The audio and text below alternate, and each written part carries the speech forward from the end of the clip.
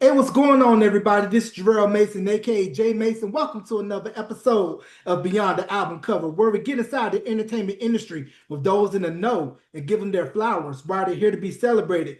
With me right now, I have a man. If you watched a little network that was in Bristol, Connecticut called ESPN, you saw his face, ESPN, heard his yeah. voice on Pardon the Interruption with Michael Wilbon, Tony Kornheiser, Around the Horn with various panelists with sports banter. Yeah. We're going to have sports, music banter, maybe a ball night, and a little bit of everything Full with, night. yes, sir, with the one, the only Tony Reali. Oh, Tony, thank you Jay for coming on. Mace.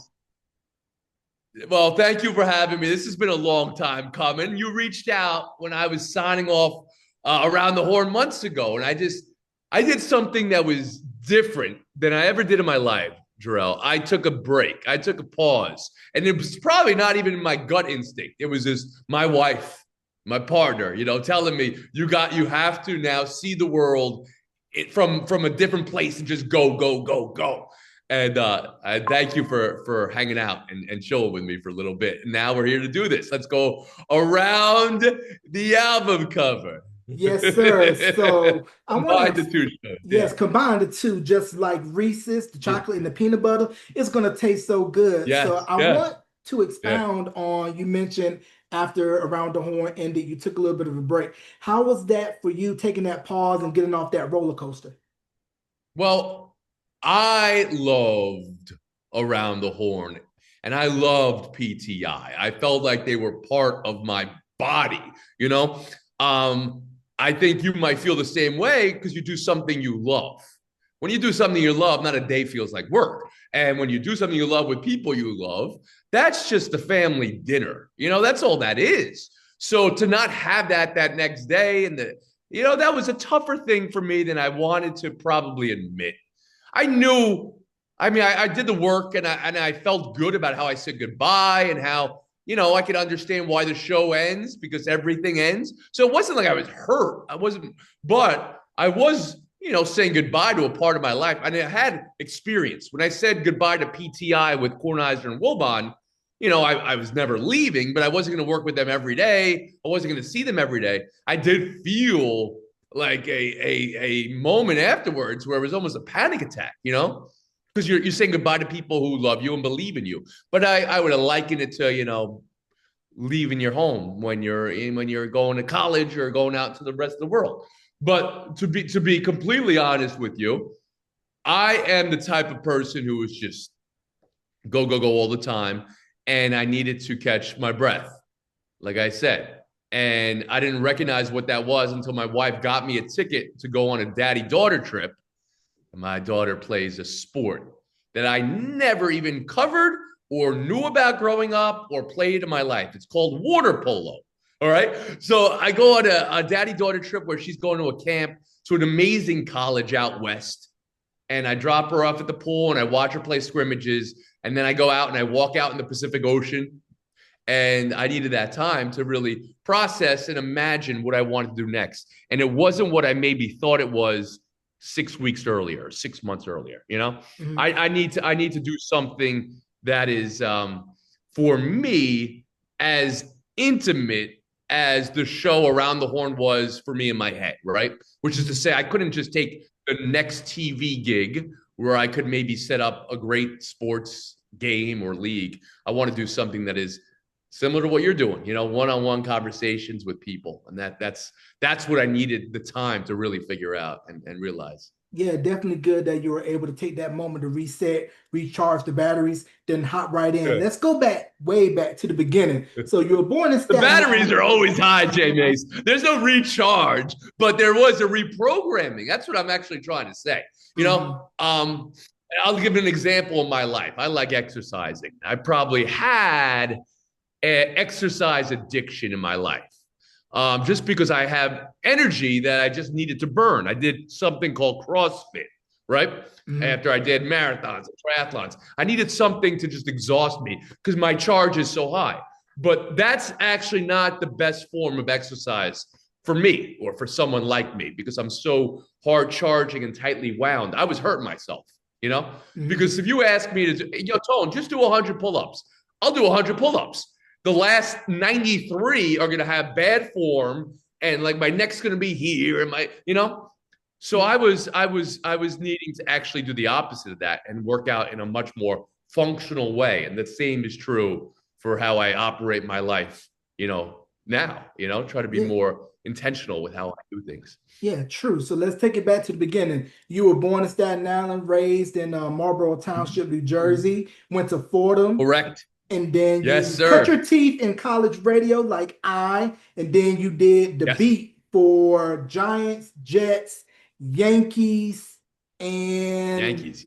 yes, The Yankees Mets lose. as well. I mean, Mets. I was in New York, and every local team, we were blessed at Fordham University to have a press pass to go cover games. Mhm. We had a student-run radio station, but with one professional producer, and they did an amazing thing.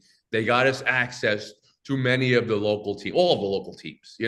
So I happened to get the Yankees in the late 90s when they were winning World Series. I happened to get the Giants and the Jets when they were very, very good, and the Giants were on the cusp of making a Super Bowl a year or two later. I had a chance to get in a locker room at 18 or 19 with a microphone interviewing Mariano Rivera and Derek Jeter. Once you do that, Jarrell, you're never going back. It's an amazing experience. That's how I cut my teeth. You have a Yeah. similar experience, right? Where you got to on college radio work. And I don't want to speak for you, but I know from my experience, get a lot of mistakes out of the way. Get a lot of the verbal diarrhea that happens when you dream about it your whole life. I dreamt about being a sportscaster since I was 5 years old. I had a pretend microphone in front of the TV, and I would just talk about, pretend like I was doing the call of the game, play by play. But the call-in shows, I grew up with the best in the business, Mike and the Mad Dog, and I had a chance then when I was at Fordham to have my own call-in show. Sometimes the calls don't come, Jarrell, and sometimes you're filling, or you're at least having to expand, and sometimes you're doing that thing where you're learning on the fly and you're learning how to swim by being thrown in the water. It's a pretty cool experience. So I would recommend that for anybody young in the business who's still thinking about it. I mean, you could do that on YouTube and Spotify now with your own podcast, but you got to know, there's growing pains, and that's how you build muscles, good muscles. Yeah. I Yeah. had so many experiences like that. Yeah, because like you, I cut my teeth in college radio. I started out doing the graveyard shift 2 to 4 a.m. and then got bumped up 12 to 2, 7 to 9 Friday nights. And I was really the only Yeah. ones that were really booking interviews. So kind of like with you, where I would Wait, you were just booking interviews at 2 and 4 in the morning? it was when I got the better slots, but a lot of those interviews, I pre-recorded those where the production Yeah. director would record them over the phone, put them on a CD, and I would Yeah, that's a replay good it bit on too. my That's show. smart. That's real smart. And then Yeah. another thing I would do is I would get the TDKs, the 120 cassette tapes, because we had the deck Yeah. underneath the board, and I meticulously recorded every single show. So I was like Peyton Yeah. Manning, where I had it dated the whole 2 hours. And one interview, I interviewed Donnie Simpson, right?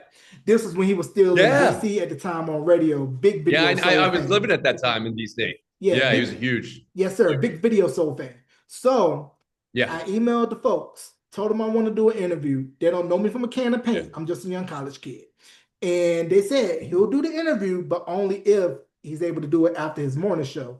I said, by English 101, I'm skipping class to go interview Donnie Simpson. So, And him, Danny Wood from New Kids on the it paid Block, dividends. Nina Yeah. Blackwood, and all these people said yes to somebody who doesn't have no skin in the game, brand new coming in. But I took pride in knowing my stuff, doing my homework, and not BSing with You people's see? time. Right. So you were a stat boy of a different kind, for music and for radio talk, which is, its own animal. It's an amazing industry that I also started in, but I made a move to TV at some point. But the bones of it are the same. They really are. It's Mhm. communication. And I don't know how you like, I'm getting a sense, of course, and I'm enjoying this conversation. I don't know how you like to do it. But for me, I mean, I've had this conversation before. I worked with the greatest minds in sports journalism. and occasionally a few athletes. And I've done interviews in different ways as well. But when I was doing a show like Around the Horn and I was the host, I knew I wanted to have a fair sports debate, and I knew I was had to score that debate. But I was really once you take away that I did my homework on sports and I was a sports encyclopedia for the first half of my life, honestly. Um, my job was actually to do the communication, do the talking, and I wanted two things to happen: relatability and unpredictability, right? Relatable is that your audience can feel themselves in the show. You were a young high schooler or a college kid watching Around the Horn. I wanted you to see yourself as who? Pablo Torre, Mina Kimes, Bomani Jones, Frank, it doesn't matter. But one of those guys, maybe, because we had a different variety of people, was the smart aleck. Maybe that was you. Or it was the crazy uncle, Woody Page. Or it was the encyclopedia, Bob Ryan. I wanted you and your friends in your dorm room or your bar room discussion to see themselves in the show. Relatability, that's important. And then the other was unpredictable, which is how I scored the show. I wanted that to be unpredictable because I think that makes a viewer lean in a little bit, Mm-hmm. And you getting into ESPN, your foot in the door on a little show, one Yeah. of my favorites, not too many people know about. 2 Minute Drill. As a researcher and a writer, I still have not forgiven ESPN for canceling playmakers. If you know, you Oh, know. Before yeah. Charles was raw Yeah. dogging on BMF, he was doing this thing on playmakers. ESPN, shame on you for canceling such a great show. It would have done well on streaming. Hey, So tell us about 2 Minute Drill and how you got your foot in the door at ESPN. 2 Minute Drill was a show that made it 3 seasons and around on ESPN, which is its own success story. I mean, TV, no one knows how any show is going to play. If they tell you, God, I hope they know something. But 2 Minute Drill was sports trivia, which I love. So I was aware of a new show that was beginning at ESPN because I happened to be working in an office at the time that put up a job listing, right? The 2 Minute Drill was a sports trivia game show. Come work and write for ESPN. This was a dream. I was like, oh, sure. I was at Channel 11 in New York at the time, right? And I heard about it and I interviewed for the job. And this was hosted by Kenny Mayne, one of the great hosts of all time, who was very, very funny. And you had celebrities or famous athletes asking the questions. My job was to write and first research and then write the questions, the trivia questions. And the way we did it is it was similar to Who Wants to Be a Millionaire. It actually shared a producer of Who Wants to Be a Millionaire, which was the biggest TV game show at the time with Regis Philbin, right? So I would be given a topic at the start of the day, the NFL in the 1980s, Major League Baseball in the 1990s. And either I was left to my own imagination or I would take out the baseball encyclopedia and I would look up who had the most wins by a pitcher in the 1990s. I would look that up. Greg Maddux, who had the most rushing yards in the 1980s. I just said that right off the top of my head. Who had the most rushing yards in the 1980s in the NFL? And my mind went to Walter Payton, but he retired mid-decade. So now Payton I would have to throw out. And then I would have to think of somebody who probably came up early in the 80s. And I don't know if I know the answer to the question I just asked you. Let's see, Jay Mace. You know your football players from the 1980s? It's a little bit before your time. A little bit born in 85, so more of 90s, but I Okay. can take a stab. Yeah. Let's see what you got. All right. So, which football player Yeah. went to the CFL before coming back to the NFL Oh, and was in charge of one of the largest comebacks in well, he was on the wrong end of the comeback, I believe. But yeah. CFL, NFL, wrong side of the biggest comeback in NFL history in the playoffs. Name that person. And he was on NBA Jam as a secret character. He was on NBA Jam as a secret character? Yes. Mike Rozier? No. Oh, who are you talking about? I was thinking Warren, about a Houston Warren Oilers Moon. running back. Warren Moon. Oh, I'm talking about running backs. Well, the answer to my question was Eric Dickerson. It popped into my head as we were doing this. My Yeah. point is, a very long story is, I like sports trivia, and I like that I had the chance to write questions. It was kind of my first dream job in many dream jobs.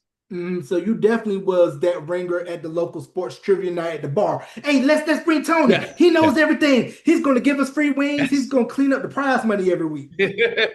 I still think there's a place, and you know what? I'll be happy to talk about this a little bit. I'll give you a little scoop. I'm piloting a game show as we speak Oh, right now. I was filming it last week. I could even, I had a couple buddies of mine as the first contestants, a comedian named Jesus Nice. He's a big Knicks fan. I had him on the show, and I asked some Knicks trivia.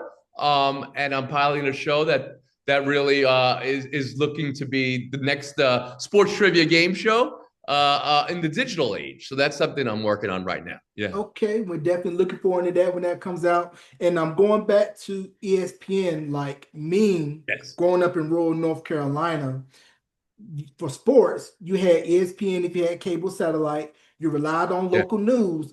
Also, you had this little show that started out on, believe, WRC out in Washington, D.C., which was the NBC affiliate called George Michael's Sports Machine, where they Oh, would I'm show so happy you brought highlights. this up. Yes, sir. Yes, Yeah. sir. Yes, Yeah. sir.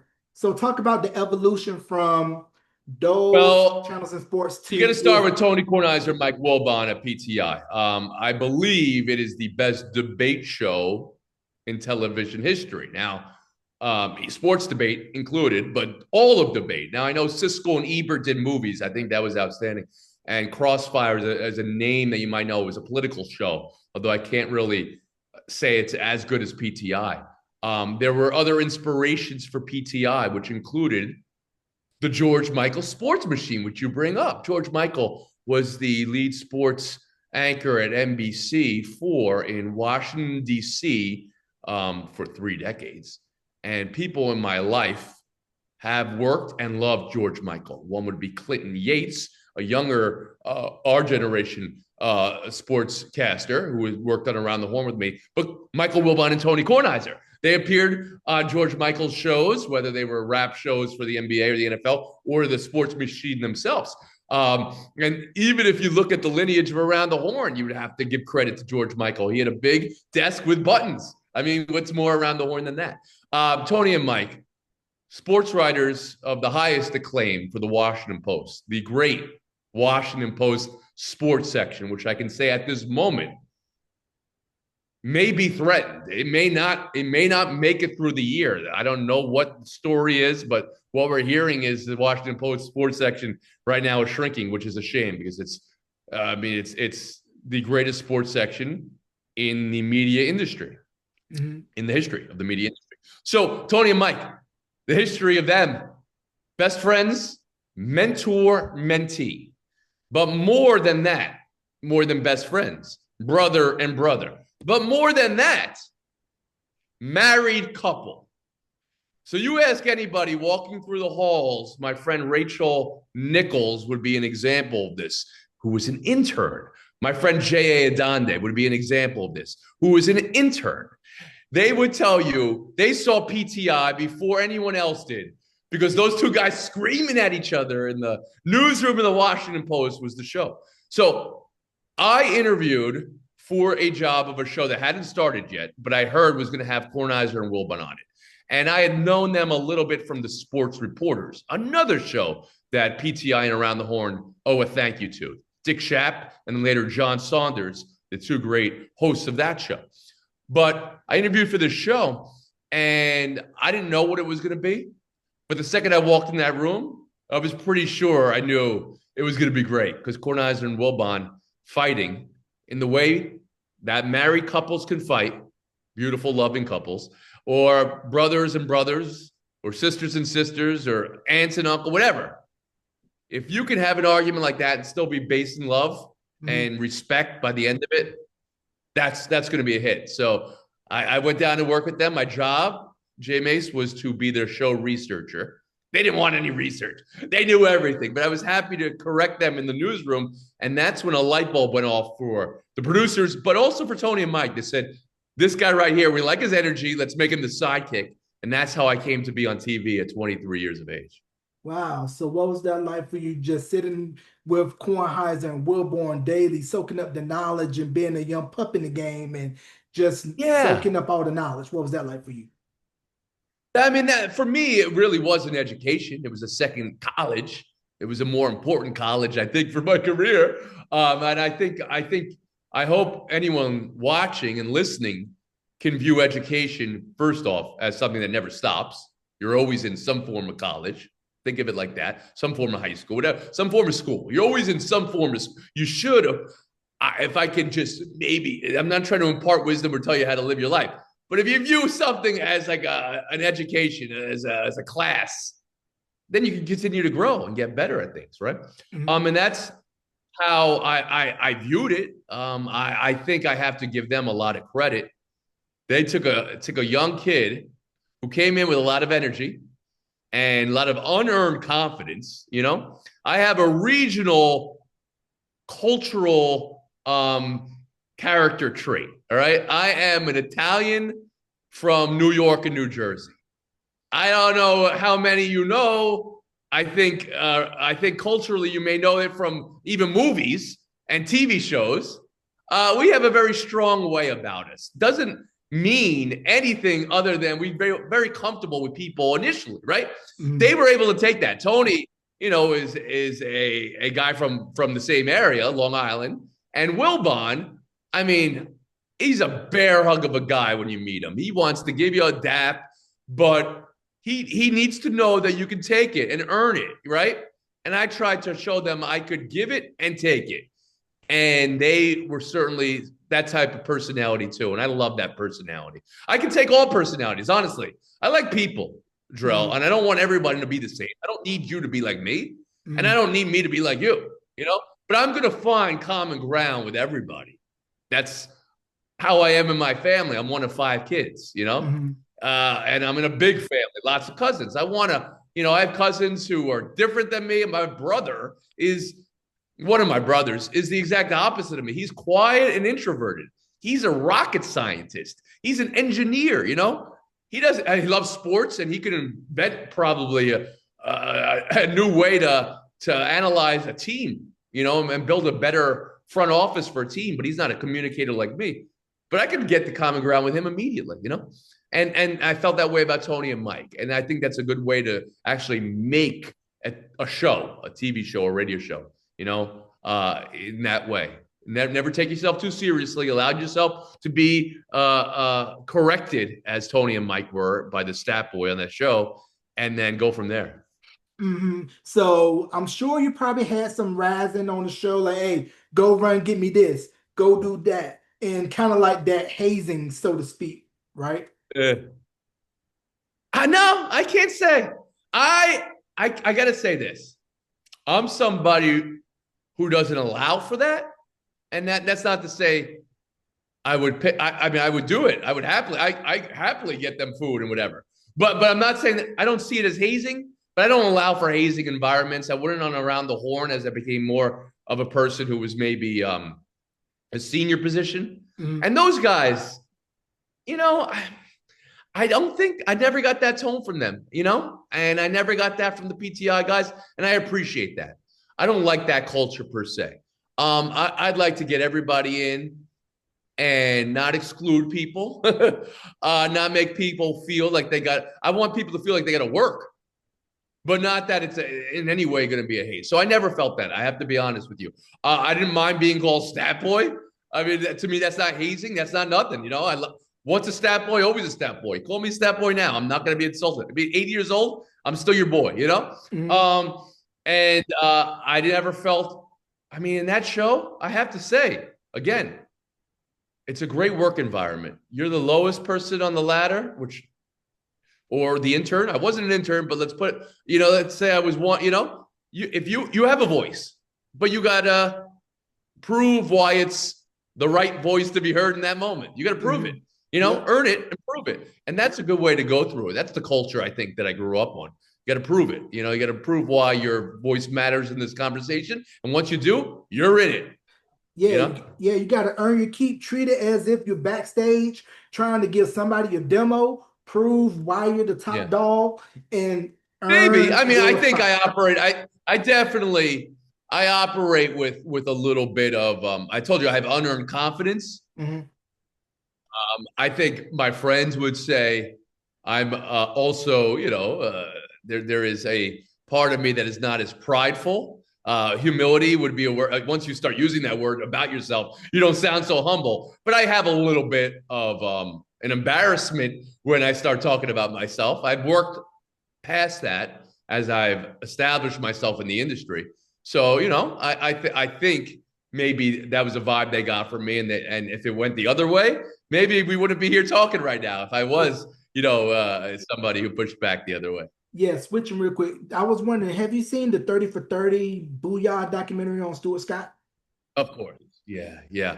I only knew Stu. I mean, I've been in the same space as Stu maybe twice in my life, right? Which is incredible. I mean, this is a very big network, ESPN, and I always worked from either Washington, D.C. or New York. Never really did time in Bristol. I met Stu at a party once for the 2 minute drill, and I met Stu at another party, which was more of an event, a charity event, with my friend Mike Wilbon at a great event. And I really admired Stu for a lot of reasons. And through my friendship with Wilbon, and he was a mutual friend, admired him through that. I knew about his fight, of course, with cancer, but most of all, I knew about his voice and how he was a voice first for an entire generation. And, I mean, the most prominent black voice on TV in a lot of spaces, and then young voice and culturally trying to bring even just a different feel to an entire network. I thought that was remarkable. His fight with cancer, how publicly he fought that, I thought was great. And I mean, of course, I thought it was great. I don't even mean to say it like that. I mean, I just thought, I mean, even his speech at the ESPYS, I think of it now. When you're too tired to fight, have someone else fight for you, and vice versa. How he worked on Jim Valvano's words, I thought were beautiful. I think he said something once to Wilbon, but I feel like he said it to me too. Maybe it was together. You know, he was talking about being a dad. He's talking about experiencing all of it. And what he literally said was, smell every diaper. That's something you don't forget. Some dude's telling you to smell every diaper, which is his way of saying, your kids are only babies once.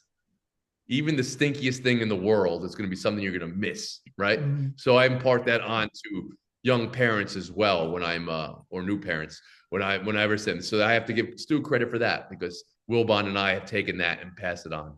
Yeah, I ended up watching the 30 for 30 and just thinking just what he had to put up with at ESPN because ESPN at the time, to me, as a young black kid growing up in North Carolina, didn't really Yeah, have a lot of flavor. You had Dan Patrick and Keith Olbermann. Patrick Overman, Chris Berman, they were bringing a certain type of flavor, right? But I Mhm. hear what you're saying, and I think it's something that I have taken um, in my own way as I became a showrunner, for lack of a better word, or a person who wanted to bring new voices onto the main playing field of Around the Horn.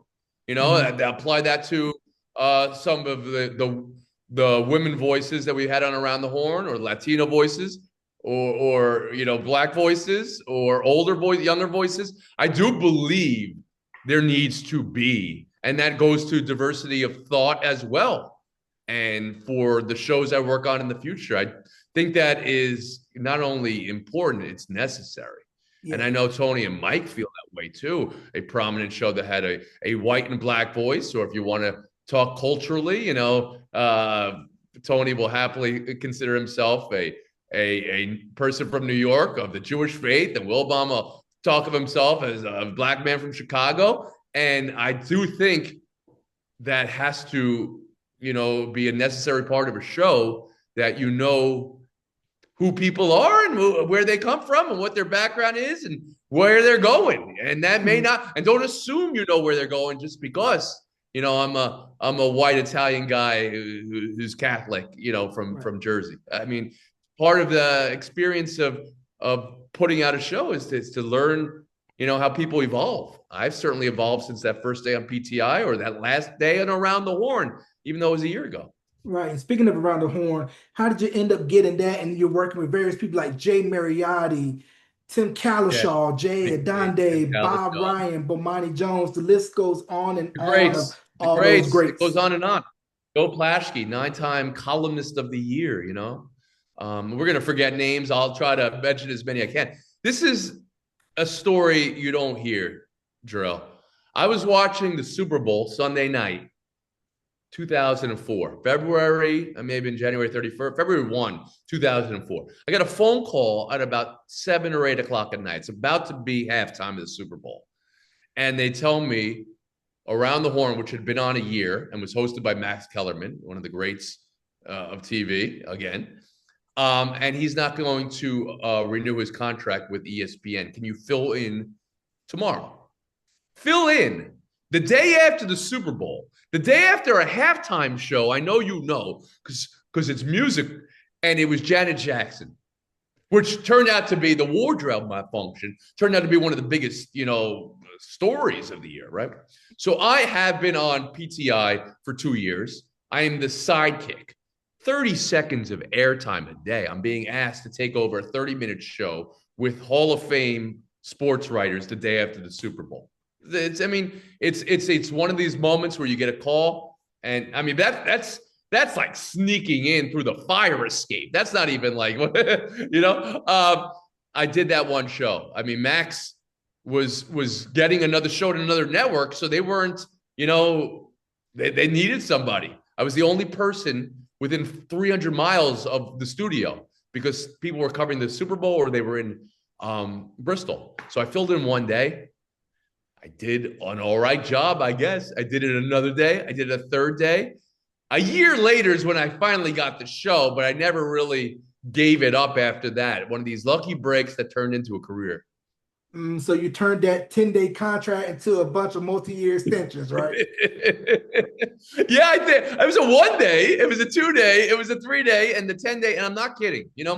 I know it's a great network, and I was just waiting for them to say Stu is coming in, Linda Cohn is coming in, and they're going to take over Around the Horn. I thought Around the Horn was a solid show. At that point, PTI was already a great show. And the show before PTI, therefore, had the potential to be a great show. 5 o'clock, Eastern, 4 o'clock Central, 3 o'clock Mountain, 2 o'clock Western. It's a good time slot, I think.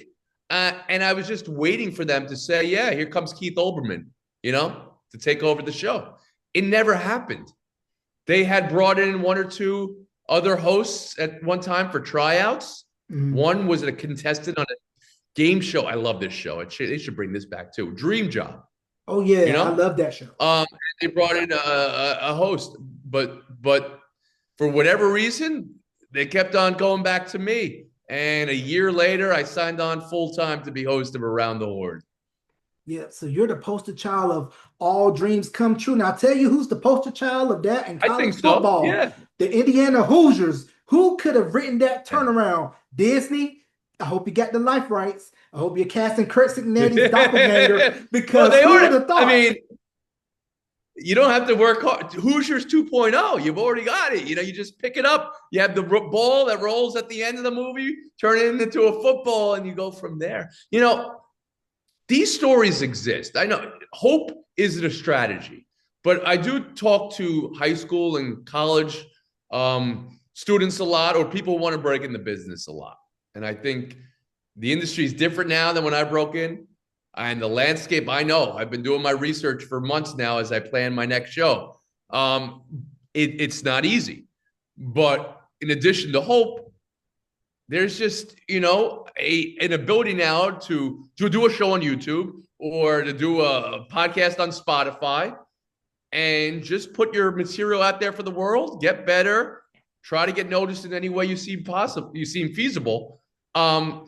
But for me, when I think back that an ESPN show that's on in 150 countries or whatever the number was, just landed on my lap the way it did, yeah, that seems like fate. It seems like a lucky break. I know I had to work to keep it. And I don't think it's just, but I did suffer from something. I think you may know this phrase, imposter syndrome, for a little while. Cause like, how lucky was I even to get this show? This is a show I would dream of hosting. You know, it's a show I'm meant to host. I know I wanted to do the Yankees or the Knicks play by play, but I really wasn't as good a play-by-play announcer as some of my friends who wound up doing that. Spiro Ditas, Ryan Rucco, and Mike Bream, a guy I know, and Bob Papa and Chris Carino. You know, I wasn't that good, but to me to host a sports debate show that was a game show, well, that's actually that's really who I am. You know, so Mhm. lucky breaks will happen. You got to keep on working and educating yourself and put in the time. Yeah, and we mentioned the Jets earlier. Sidebar shot for the Jets. You got to be sick right now. Sam Darnold is going to the Super Bowl. I love it. I'm so happy there still are moments in sport that can surprise anybody. Sam Darnold had the pedigree and the draft pick to be a top three draft pick, to be the face of a franchise. And that franchise he was drafted into has proven to be not as functional as it should be. Is that a Sam Darnold problem when he fails or when he struggles out of the gate? Or is it a Jets problem? Is it both? We are now still learning how to talk about these things. I know his first pass was intercepted for a touchdown by a player who's now on the team he's taking to the Super Bowl. How amazing is that? And even further, he has been able to prove four teams wrong because this is his fifth team and he's going to a Super Bowl now. And he's not just being tagging along. He's one of the reasons why he got there. He's been a top 10 quarterback with Seattle all season long. Yeah, full disclosure, I'm a Panthers fan. He was with us for a good minute. It didn't work out in Yes. Carolina, Yes. but I want to say that the Panthers, we are turning the corner. It was great to see the vibe in Charlotte during the playoff game against the Rams, bringing back Cam, that bridge being repaired and making it right. Well, And that's good. That bridge should be repaired. Keep pounding, but it's going to be a little bit different when you get the first place schedule, and it's going to be a little bit different. Talk about you get the job, they got the playoffs. Now you got to build on that, right? Now yeah, expectation is a little bit higher. yeah, because I actually went to my first NFL game this year. I went to go see them play the Cardinals week 2 in Arizona. And I was glad that they gave Bryce the 5th year option, but I got to see more consistency because if he's up and down next season like he was this season, I think Dan Morgan, Brent, and Dave, they're gonna probably maybe in the market for free agency for a QB if Bryce can't Yeah, I be mean more that's consistent. it's yeah. We know what the NFL is. It's about getting your quarterback at the best time, which is their rookie contract or their first option contract. But signing long term, it's tougher to be able to get to the Super Bowl that way. You're seeing Drake May on a rookie contract right now, and Sam Darnold had a free agent, but a different confluence of events. But you're Mm. not seeing the guys who have signed on the long term deals.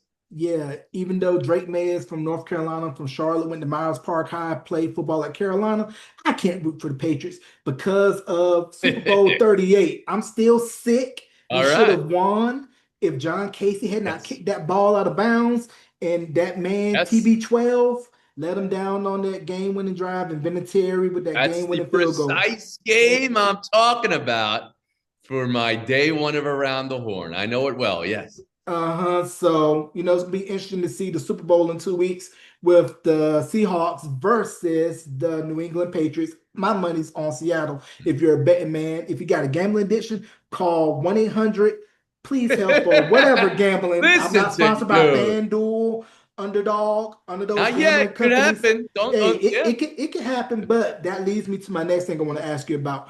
NIL, name, image, and likeness, and how now with college athletics, mainly your money making revenue sports, you're going to the highest bidder where now it's the movie Blue Chips in real life where kids are asking the coach, if I leave your school, will my mom still keep her house and job? Pretty much what happened at SMU in the 80s with the Pony Express and Sherwood Blunt is all above the table now.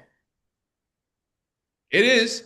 There's certain growing pains, as you can see with the transfer portal. Let's talk about combine these two, the transfer portal and the name, image, and likeness, because I do think you have to think they go hand in hand with how the landscape has changed. Mhm. It doesn't mean it's easier.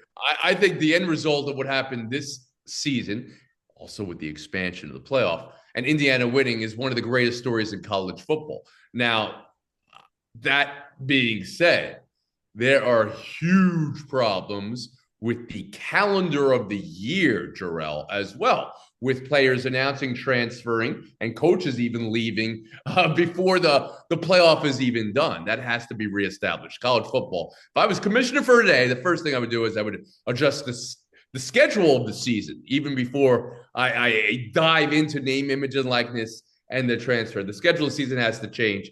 The games need to be played from now. You could start a little bit early if you want, August, but national title game has to be on January 1, and you can't have players even sitting on transferring before that. Secondarily, your question about name, image, and likeness, how it goes to the higher bidder. That is what we would call a spicy meatball. The power has shifted. The power dynamic has shifted. And now that it has, I don't know how you ever put toothpaste back into a tube. A salary cap would be one example of how you would try to do that. The conferences themselves have proven they're only out for money. Coaches themselves have proven they're only out for money. I don't know if I have an answer to that, but I would start by changing the schedule. I know that. Yeah, because with the conference realignment, me being from Tobacco Road, seeing Maryland go Yes. to the Big Ten, leaving the ACC, not really getting those old school ACC rivalries that I grew up watching as a kid. And yeah, I mean, Jefferson Rutgers Pilot would be another Sports. example. A story out this week at Rutgers, and the report was they were losing just an incredible amount of money in this attempt to be a Big Ten school, which no one could even imagine, or the California schools going to the Big. You know, tear it all up and try all over again. It could be one, but there is, of course, money that schools don't want to give away. So there is no easy answer. But I do know I want the games to not be affected. And I feel like players transferring out the shadow of that during the college football playoff or the bowl games is something that I can't have as a Yeah, fan. because seeing Lane Kiffin up and leave Ole Miss to go to LSU, not honoring the commitment, you might as well just go ahead and get some Mayflower trucks, pack your stuff up in the middle of the night, turn off your CB radios, and then meet at the destination. Say, we're going to Baton Rouge. What I'm referencing to, Yeah. if you don't know, that was what happened when the Baltimore Colts moved to You Indianapolis are in a historian, '84, an and it was encyclopedia. Ursay's daddy, Bob Ursay. They didn't want to stay in Baltimore, and Baltimore was trying to prevent them from leaving. So they snuck in the middle of the night, pretty much treated Baltimore like Darling Nikki, and Baltimore was redeemed when the old Browns, Art Modell, moved to Baltimore, becoming the Ravens. And I know Cleveland fans are sick because those Super Bowls would have been theirs. Yeah, but potentially. I don't know. I think what they had was one of the great general managers at the time, Ozzie Newsome, who was their Browns tight end and a legend in his own right as a player. And that how Baltimore came together, because that's one of the best well built and run franchises since they made that move. Incredibly so. If you think But about the draft picks they made, from yeah, Jonathan Ogden to Ray Lewis to yeah. what they've gotten, even after that, Lamar Jackson, of course. Yeah, but apparently it wasn't enough to keep Brother Kakis, aka the other Harbaugh, who is now the head coach of the New York Giants. It kind of felt like that Steelers and the Ravens Yeah. matchup was the The default Ravens, loser leaves town match, where both coaches get fired. well, I mean, Drop your actually, belts. they both left town. Yeah, I mean, I think at some point you're making moves just to make moves, and that's again, I work in one industry that shows can be successful and gaining in the ratings, and they still say you got to move on, and that's what it is. These coaches had winning records and have won Super Bowls, but it had been 18 years or 16 years, and it was time for them to move on. Yeah, and I think Tomlin may end up sitting out next year. And then I heard McDermott, who was canned in Buffalo, probably may sit out next year as well. But I want to pivot real quick. Let's talk about the Yeah. intersectionality between music and Yes. sports. 'Cause I remember as a kid in the 90s growing up watching MTV, they had the Rockin' Jocks with the celebrities playing softball, baseball, basketball, and how entertainers want to be athletes and vice versa. So what was your take when all of that was going on during that time? Well, I know all actors want to be athletes, and I know athletes want to be actors. But I think all rock stars are pretty happy being rock stars. I think they get the best end of the deal, honestly. Although there was of course how many rappers did we try to see make a basketball career? You know, Master P was doing that for a little while. I love the intersection of sports and music. I love music. Grew up playing the keys and a little bit of drums. Not great, but still brought me joy. And I always found a love and tried to find out the musicians who were big sports fans. Growing up in the 90s and being a hard rock fan, I had a band that was near and dear to me called Pearl Jam. You want to break down and go beyond the album cover, Jarrell Mason, do you know trivia, the original name of Pearl Jam? That I do not. Please enlighten me, sir. Hey, well, let me see if you can get it with a clue. He was one of the leading point guards in the NBA Mookie in the Blaylock. late 80s, early 90s. Mookie My Blaylock. man, see, Jay Mason? Mookie Blaylock. The band named themselves Mookie Blaylock, and then they changed it to Pearl Jam after a while. And then their first album, which is one of the great albums of all time and one of the great album covers of all time, it's a group high five, is called 10 because that was Mookie Blaylock's uniform number. So I'm not Oh, trying to drop any knowledge on a man here who can go beyond the album cover. But one of my, one of the great albums of my youth, because I think for me, I struggle to be a music fan who grows with music. I'm one that kind of stayed in my peak years, the 90s to the 2000s. So mm, I'm talking about, I'm a man who likes this hard rock. So one of the great albums and album covers of all time, a band called Rage Against the Machine. I'm not sure, Jarrell, if you have a lot of guys who are talking Rage Against the Machine, I'm beyond the album cover. I'm happy to talk Rage Against the Machine. Pearl Jam I just gave. Or another band maybe that is regionally very near and dear to my heart. I can look right now out the window and see the New York City park named the Adam Yauch Park. Do you know who Adam Yauch is? yes, sir. I know who Adam York is. Better known as MCA MCA, of the the Beastie Beastie Boys. Boys. Yes, sir. MCA of the Beastie Boys. He's since left us, the late, great MCA. The Beastie Boys, a band and group, trio that I grew up listening to. If I was going to go beyond the album cover with you and talk about a band that love sports, whether it's a John Starks reference or anything, the Beastie Boys were happy to give it, and they were New York born and bred. And I love the Beastie Boys. Yeah, speaking of Beasties, I want to stay on Beasties. For those that don't know, Beasties originally started out as a punk group. They had a record called Cookie Puss, and which was based on the cookie Listen from to you. Carvel and Fudgy the Well. And Yes. if you know, if you live Fudgy in the the tri-state Whale, area, then Cookie you know Puss, about that. Carvel ice cream in the tri-state area that you're born and raised. And I know of a few that still exist out on the island. Wow, I didn't know you knew that. I Yeah, didn't know yes, you sir. had Yeah, that. yes, sir. Yes, sir. I know my stuff, and then of course they end up hooking up So with let's go. How Rick deep can Rubin. you Go ahead. go Go with the ahead. Beastie Boys albums? Can you rip them off? Because it's my first album I ever bought. Had an airplane on it. You know what I'm talking License about? to Ill. Ah, man. So here I was.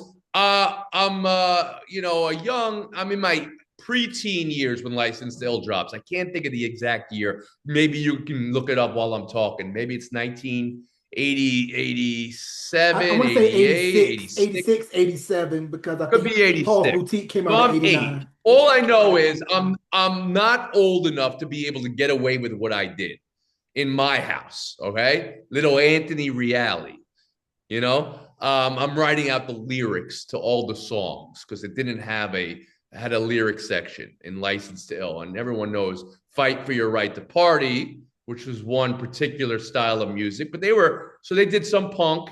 They did, I would say, "Fight for Your Right" would still be their version of rock. But then there's a song like Girls and Paul Revere that are going on some different things that are trying to play off some nursery rhyme and maybe their version of rap, right? Paul Revere. Here's a little story I like to tell about three bad brothers you know so well. It started way back in history with that Rock MCA and me, Mike D. And so they were doing that type of rhyming. And then Girls, which is what gets me in trouble. I'm running at the lyrics to a song called Girls, which an 8-year-old, a 9-year-old, and their mom finds the lyrics in their little desk, she's not going to like that song so much. So they got me in trouble. But I rode with them after that anyway, you know? Yeah, hopefully you didn't sneak any Brass Monkey. Oh, Brass Monkey too, and No Sleep Till Brooklyn. So this was a very formative album for me. It was my first album that I ever bought. We're going to go beyond the album cover. It had the airplane with the blown off engine. That was a big one for me. If we stick with the Beasties, can you name any other Beastie albums? Paul's Boutique, Paul's Boutique had Ill jazz Communication, influences. right? Okay, Ill Communication, Ill right? Communication.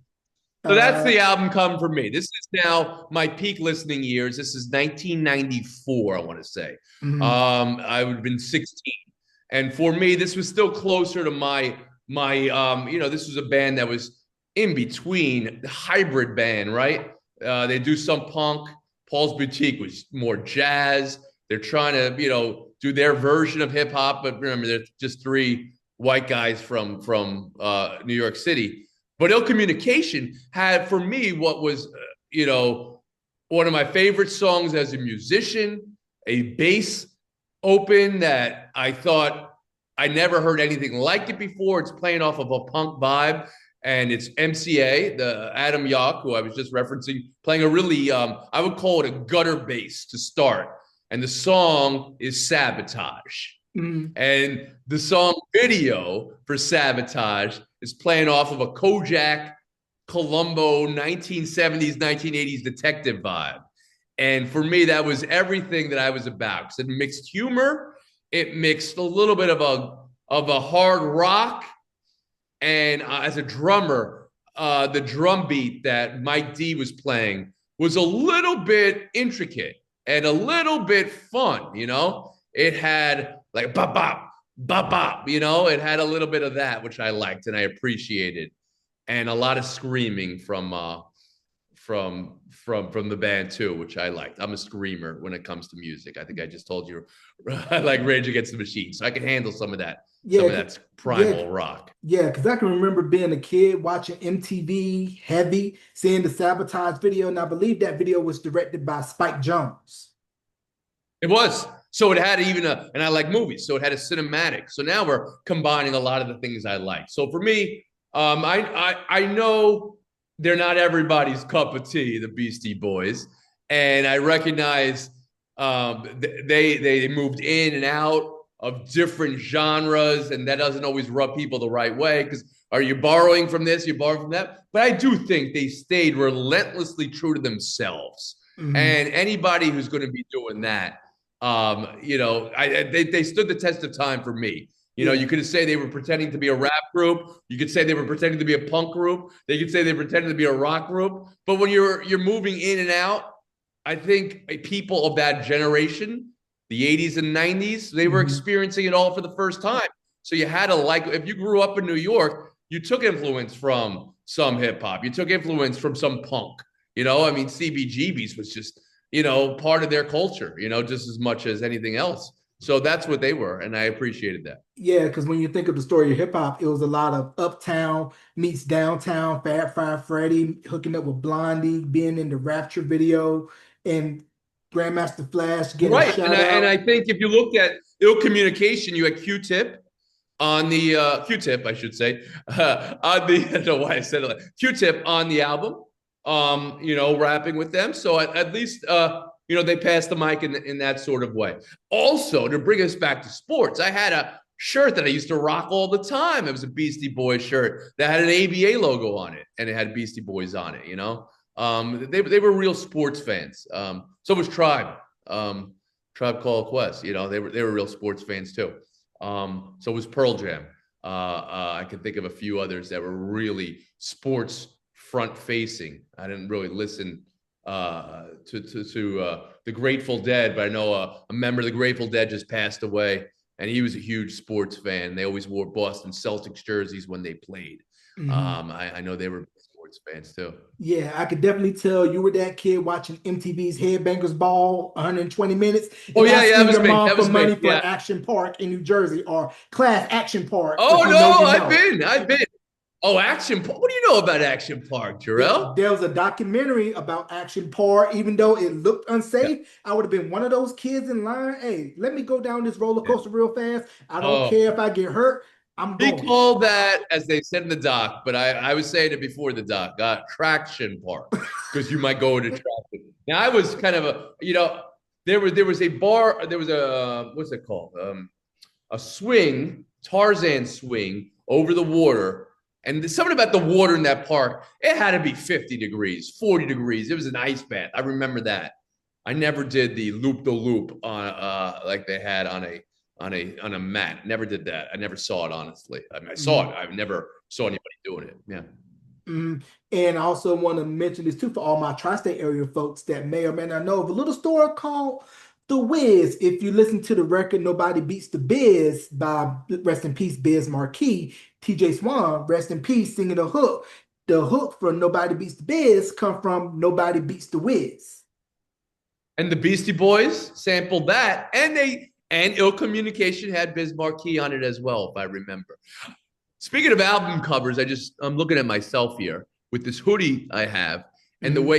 way it's framed, it looks like I'm Marvin Gaye right now, one of his Yeah, album what's covers going right there. on? Yeah, I could definitely see that vibe. Yeah, you see And that? Look at that. You yeah, I see? could I could definitely see that. And your energy, your style to me screams Jimmy Valvano, who is one of the great Yeah, college basketball yeah, coaches in 30 for 30, Surviving Advance is one of my favorite 30 for 30s. Even though I'm a Tar Heel fan, I got to give it up to the yeah, Wolfpack for what they did in that 83 Cinderella run. yeah, yeah. Jimmy Valvano. I had a chance for a brief period to work with his brother, who is a sportscaster, Bob Valvano. And I very much enjoyed being with him. And I would have loved working with Jimmy Valvano. And of course, you know, his ESPY speech. If you've never seen the ESPY speech before, don't give up, don't ever give up. In his beautiful accent, talking about his last fight with cancer. It's one of the most beautiful speeches you'll ever heard. And one part really sticks with me, Mhm, Jarrell. Laugh and cry each day. mhm, I'm a big emotional Italian American guy myself. So that resonates with me. mhm. Have yourself a laugh and have yourself a cry a day, and that's a pretty good day. Yeah, and I was curious, have you ever got a chance to meet or work with Dick Vitale? I've never worked with Dickie V. I was in the house once when he was working an event, a slam dunk competition, the NCAA slam dunk competition and 3-point contest in 1996. I was just there as a fan. And I saw Dickie V come out and work the crowd before he announced it. And by working the crowd, he took a basketball and he shot foul shots. He must have hit 30 in a row. He was a baller. On top of that, on top of being the voice of college basketball, that always stuck with me. Mhm. Yeah, Dickie V is one of those voices that you know it as soon as you hear it. And it feels like to me, at least back before everything got all, spread it out because of the internet, you really had these voices that was well known on TV, radio, and print. But now with the internet, Well, I'll say everybody can this just easily too: upload. Go ahead. a voice of irrepressible joy, right? Love of best. No one's ever getting confused. That man loves the game of basketball. And he loves everybody playing it. And he loves everybody coaching it. Which means maybe as an analyst, he's not exactly giving you maybe the black and white of what's happening because he's in love with it. But I can respect someone that loves a call of the game. Sometimes we've gone the opposite way in our calls, and some will. Do they even like the sport anymore? You wonder. Mm, I love anybody who loves something 100%. yeah, I'm curious to know if you had a chance to do a 30 for 30 for ESPN, what would it be? Yeah. Oh, well, I had an idea and I wanted to do it. And I think it kind of has more recently been done um, by, it was for Netflix, but same premise. Um, I would do the WWF. I would do Vince McMahon. I would do a deep dive into everything. Here's how I view it. 30 for 30, that wasn't one of the shorter ones. It was my friend Ezra Edelman's documentary on O.J. Simpson. And I thought that was as good a sports documentary or a documentary of any kind that anyone's put out. It was 8 hours long. He won an Oscar, though, which is amazing. And I think it got me thinking, what else could get that treatment, right? Um, and I was thinking the WWF, Vince McMahon could get 8 hours. Tiger Woods, Tiger Woods can get 8 hours. Another documentary I would love to do, NBA Jam. I thought that was great. Madden, just the game. I know there are documentaries out, and there's going to be a movie coming out on John Madden.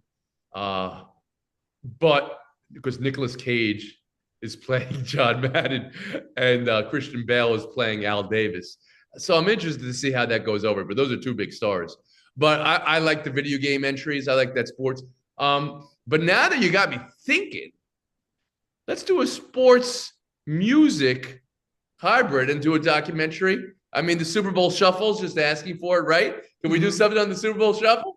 Yeah, yeah, that would definitely be dope to hear more of the backstory on the Super Bowl Shuffle. But the NBA Jam one would be fairly interesting because me, as a kid in the 90s, that was the one game that I begged my mama. I said, Mama, this I did can't wait too. till I Christmas. remember the Buy day it I off of got it. somebody.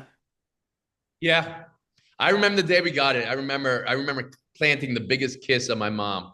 I remember just being over the moon. I just thought the gameplay of that was great. I loved all I loved video games, but any sports video game you had me. And I'm old enough to be part of a generation that had sports games before you had licensing and you had real players, Mhm. or even games they had some players and some players you didn't have. So you had QB Eagles instead of Randall Cunningham because he had another game, or you had Michael Jordan wasn't in part of the game. So then when NBA Jam was actually getting name, image, and likeness, as we talked about, of the players, and you could almost sense how they played. I love that. And Yeah, I still love the visuals of it. Even to this day, I think it holds up. yeah. Which port did you have? I had the Sega port. I had Sega too. I was a Sega guy. Sega Genesis was our port. I like playing that. So that's how old I am. And my game playing deteriorated quickly once you moved up to next levels, PlayStation and Xboxes. I never could really hang on those Yeah. controllers in the way I could. Yeah, I can never figure out the juice mode code. I believe is A13 times up until tip off. Release it at just the right time. But I knew the codes for Chow Chow, Sal DeVita, Yeah, Air Dog, yeah, P Funk, yeah. Warren Moon. Now P Funk. I little bit always was playing about with P Funk. yeah, a little bit about NBA Jam for those that don't know. If you remember the basketball game Arch Rivals, that was the Yeah. inspiration for NBA Jam. And I believe when Midway did their pitch to the NBA initially for NBA Jam, they didn't want to license their stuff because this was back when a lot of folks thought arcades were very seedy and it was where you could get more than just 50 cent worth of games on Pac-Man, you get a good We time. could do the documentary right now. All right, who's your go-to team? My go-to team, Growing Charlotte up where you Hornets. grew up. Come on now. Charlotte They Hornets. were the best. They were so good. You have Zoe and you have Larry Johnson. That is a great team. And then I always used to play with a dude. I'm a sucker for an Italian. So the no offense, but the worst player in the game was a dude named Mike Isolino, and he came out of St. Peter's, a college, a small college, a local college to me. St. Peter's or St. Francis. I'm blanking on where he came from, but it was one of the Saints. And the fact that he was in the game, I think he played with Brad Lowhouse. That's just a stunner for me. And then I thought Phoenix was very good, but the Hornets were the best team. There's a couple Yeah, different generations. yeah. Hornets was my Yeah. go-to. Bulls was number two. Suns was number three. Seattle number four. So Hopefully, there with you go. There's a documentary in there, And another video game documentary, Mike Tyson's Punch Out. That would be another one I would do. So now look at us. We're going beyond the album cover and we're going beyond the game cover, right? So Tyson's Punch Out, right? Mm. Beating Mike Tyson, the cast of characters they had there. I always appreciated that one as well. I can Yeah, remember when I beat Tyson the first. yeah, I never was able to beat Punch Out. I was like 5, 6 years old. I could only get past Glass Joe. That was it. But a lot of my older cousins who had NES, they were hooked on Tecmo Super Bowl. You could only get past Glass Joe, man. You were that's tough. Glass Joe was bad. Tecmo Super Bowl. All right, a whole documentary on Tecmo Bowl. I'm all right on that. Tecmo Bo Jackson, Lawrence Taylor. These are the games I grew up with. So the music of that generation too, the games of that generation, the sports of that generation, they all go hand in hand for me. Yeah, we should definitely do something about 90s, 2000s sports, music, pop culture, because it was a great time and Well, me. let me do Please, something now. I know please. this is your show, Jarrell, and you are a very capable host, but it's in my bones. Let's go. I know it's beyond the album cover. Let's go around the album cover. I'm going to give you a debate topic, and you're going to have to now give me your 30 seconds of FaceTime. All right? All right. Or, you know what? We'll build to that. Let's go buy or sell. Okay. What are you buying as the best album of the 1990s? Around the Horn and around the album cover to Jay Mace. All right, best album of the 90s for me is Dr. Dre's The Chronic. Because when you think about that album in 1992, rap was getting ready to cross over nationwide. Dr. Dre had the pristine sound and knew what was going to make rap a national appeal. It was pretty much a West Coast rap record that blew up nationally because he knew sonics, he knew layers, and also the G Funk that was produced out in California pretty much contributed to the laid back grooves that made everybody from Ohio to Iowa to Sandusky to Lebanon, Pennsylvania want to feel like that they're from the West Coast and All Dr. right, but you Dre. stopped Go before ahead. you got completely to the East Coast. Let me ask you to show it down now. Okay. Who, if you had a showdown with an East Coast album now, so now you're gonna go the other way. What would be if for the showdown for the album of the 90s, East versus West? Because we do know the shadow that put over the entire industry at that time, Mm. the eclipse over the entire industry. All right. So East Coast album, I would have to say Notorious B.I.G. Ready to Die. Because if you look at Ready to Die, Years later, 1994, right? 90, that would have been 94. 94. Yeah. Yeah, 94, when you think about that time period, rap was dominated by everything that was coming out west. And when that album came out, it really brought everything back to the center to New York. And it pretty much stated to everybody that, look, we got something to say, we got something that's new. And Biggie, one of the greatest rappers of all time, with his vivid storytelling, the samples, the production, it had a pristine production sound, but also with the realism storytelling of Christopher Wallace, aka Notorious B.I.G. Ding, ding, ding, ding, ding, ding, ding. You see, I'm giving you points now. I'm Yes, giving you sir. Yes, sir. points. Ding, ding, ding, ding, ding, ding, ding. Just don't meet me Ding, though. ding, ding. Yeah, yeah, no mutes, no mutes. You can mute me. You're the host of this whole thing. So funny because we go on Zoom now a lot, and I muted myself more. And everybody's like, the dude from Around the Horn just muted himself. How great is that? All Mm. right. Now, if you were to take it one more decade in the 2000s, how did the game change? And what's your album of the 2000s? Album of the 2000s for me, are we talking about just rap period or any genre? Any album. I want you. I have a theory I'm going to throw out to you after this Okay. that Okay. the album doesn't exist anymore or Okay. ceases to exist in the way. Okay. Okay. I So want to get your take on that. But so I'm stopping at this decade. I'm going to take the 90s and the 2000s, and then I'm going to see if it applies. But please, who okay. who are you going to bring 2000s? Give me two. All right, so for 2000s, I'm gonna go with Outkast, Speaker Box, Love Below. Still the only rap The album love that has below. never has ever won a Grammy. No rap album has won Album of the Year in the Grammys since. And for them to be able to put out two solo albums, combine it in one to show the depth of Outkast, what they were able to build upon on albums prior, and pretty much accelerated further the movement of rap in the South, especially coming out of Atlanta.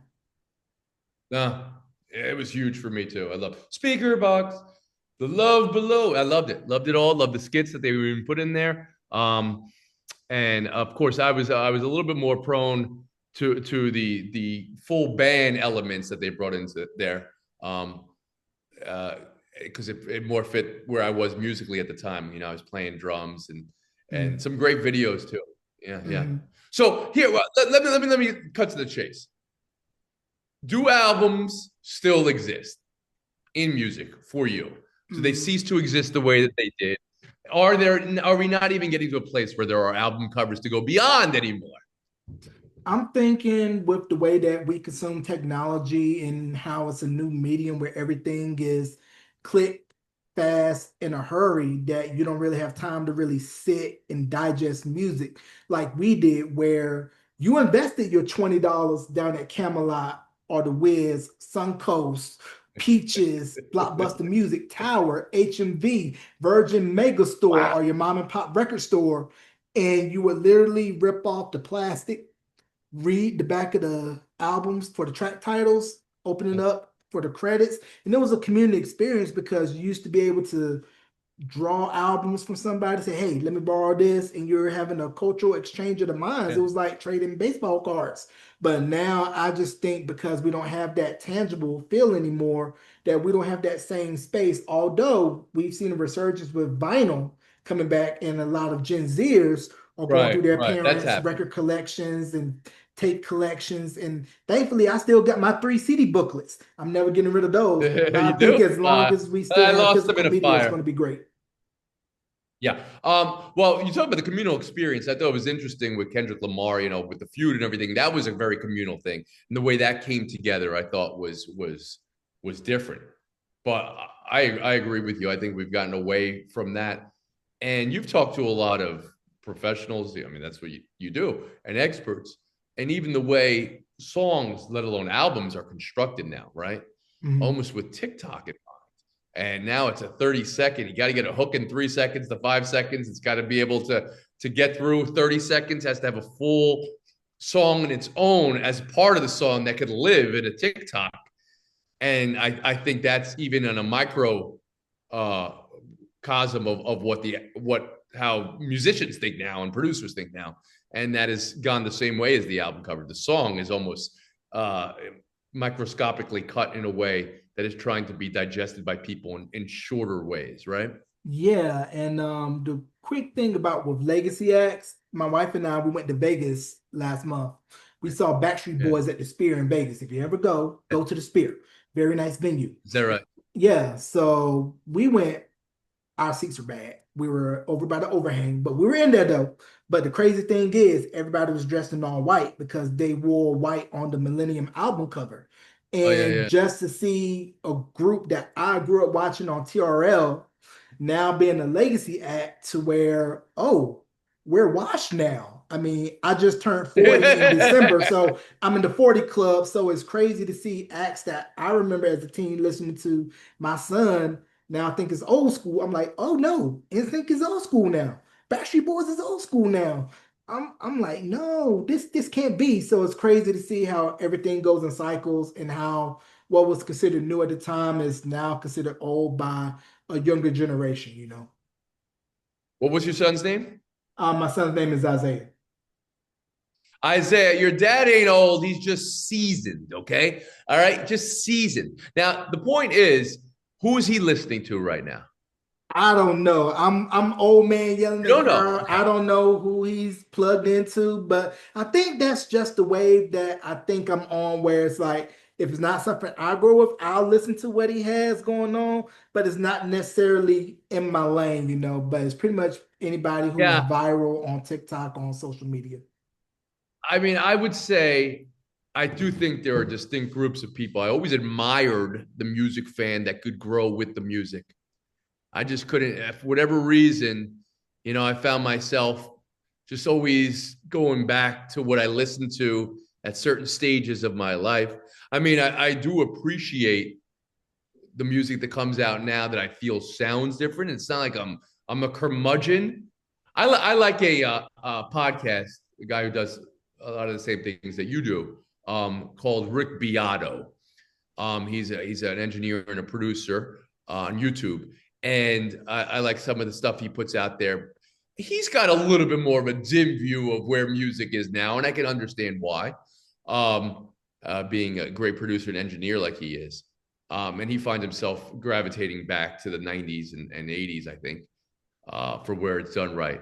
But my children are still young, so I'm not really getting into really what's hip other than what's the popular culture at this moment, right? You Mhm. know, Ye- um, I Yeah. can't say I've heard anything that I feel like is really earth shattering and different now. I know my daughter likes a guy by the name of Teddy Swims, who I think has a nice soulful voice. I'll give him that. I know there's a song that came out maybe 5, 7 years ago that I thought was different and I loved, called Astronaut in the Ocean, which is an expression I use all the time now because I think it's such a great, vivid expression. But I just even thought the way the song started was very, very appealing to me. Mm. That's been my theme song of current music, but it's not even current anymore. Now it's 5 years old, 7 years old. So I can't say I'm listening to anything current, but I will always forgive and allow artists to tour and be old and have legacy tours and have whatever residences they want in Vegas for all of their days. Maybe not Frankie Valli, where we are now with that, but Mm. even David Lee Roth. You know what? He's out there smiling. I'm all right with that. Mm. With NBA, what was your thoughts when the NBA came home to NBC this season? Me, as a 90s Oh, kid, I loved it. went to the gym earlier the day when I Yeah. found out that the NBA on NBC was coming back, just so I can relive my youth watching Jordan's Bulls in the 90s and hearing Round Ball Rock by John Tesh. Well, that's what it is. This is a music podcast. Let's talk about Round Ball Rock, which is just an amazing group of orchestration by somebody who I grew up watching on TV just as a pop culture anchor. John Tesh is the name of the musician. I knew him as a talking head. I didn't know him as a musician, and it was like one of these secrets before the internet. That that song that's on the NBA. That's the guy that's on Channel 4, or whatever it was, at 8 o'clock, talking about Cher and talking about, interviewing, Harrison Ford. Yeah. I was stunning. And then he has an amazing story on how the song came to be, which I'm sure you know, and I'm sure your audience knows, right?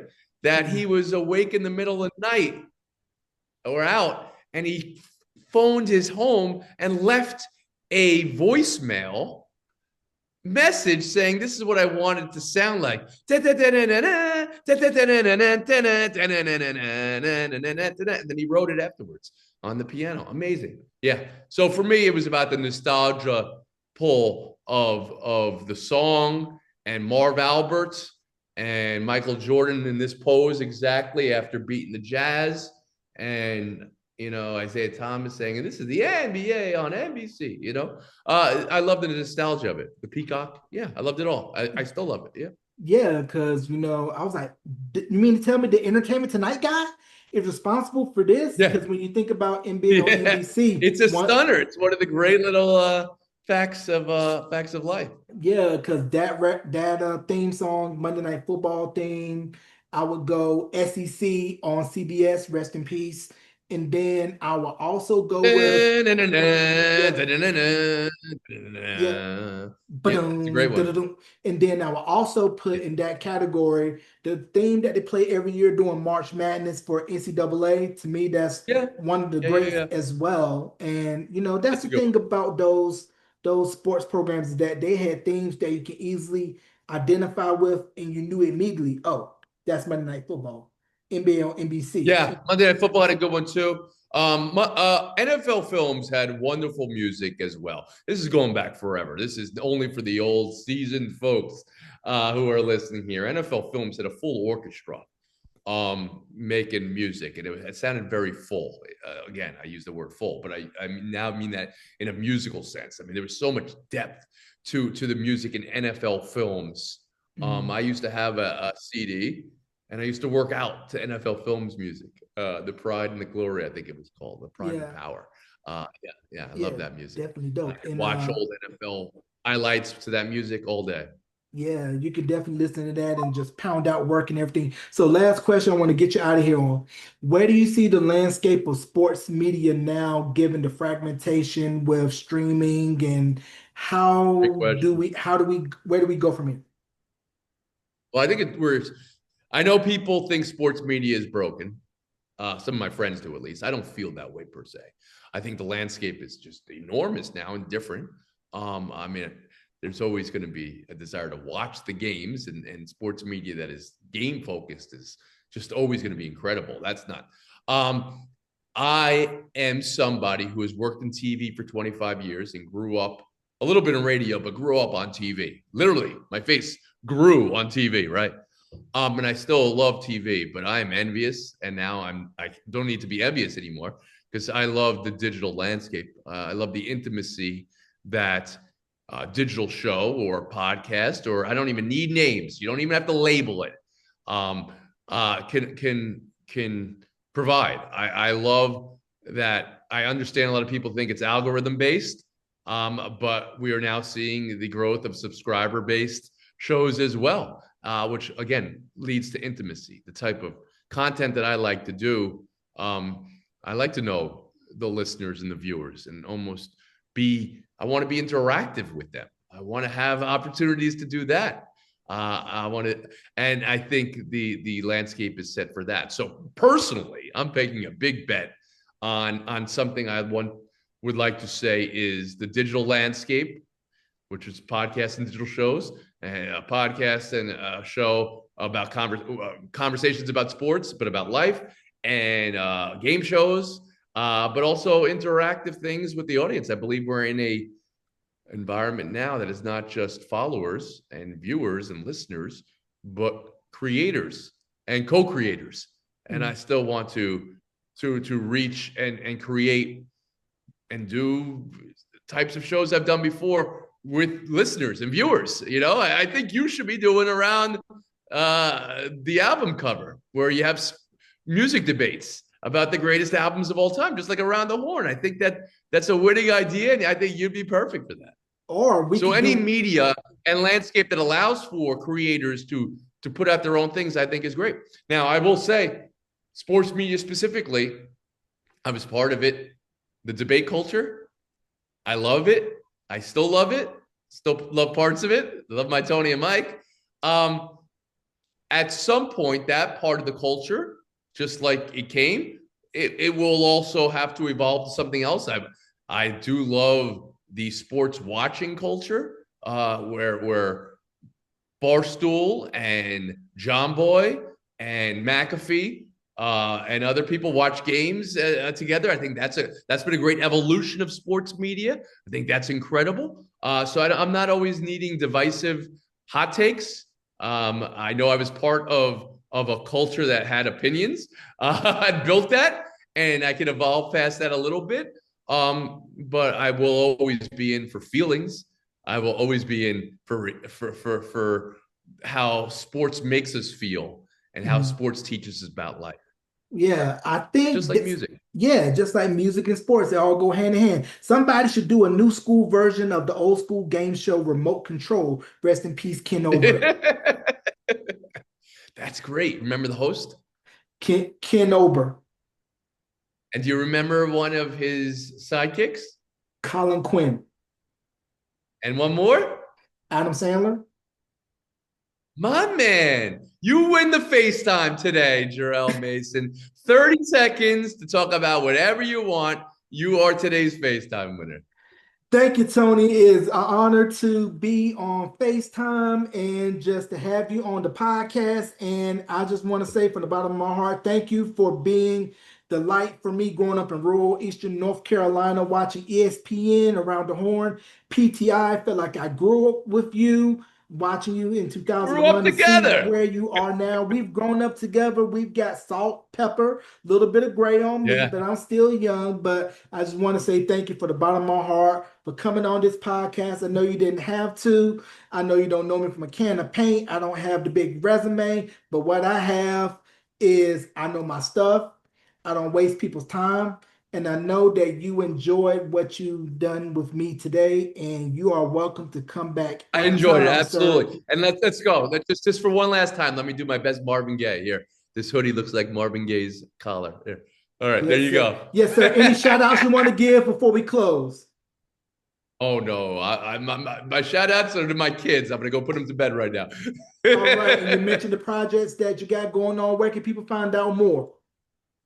Oh, sure. I'm on Substack. I understand that requires somebody to follow with an email, but I appreciate anybody on there. And my YouTube is gonna be dropping stuff in the very near future. So my YouTube is Tony Reali. All right, so definitely look him out on all those platforms. You can catch this interview wherever you stream podcasts on the official YouTube channel at youtube.com/beyond the album cover. Ladies and gentlemen, let's give a big thank you for the one and only Mr. Tony Reali for coming on Beyond the Album Cover. We're going to go on an indefinite long hour break. We'll see you next time on Beyond the Album Cover. Peace. There you go, Jarrell. Peace. Yes, sir.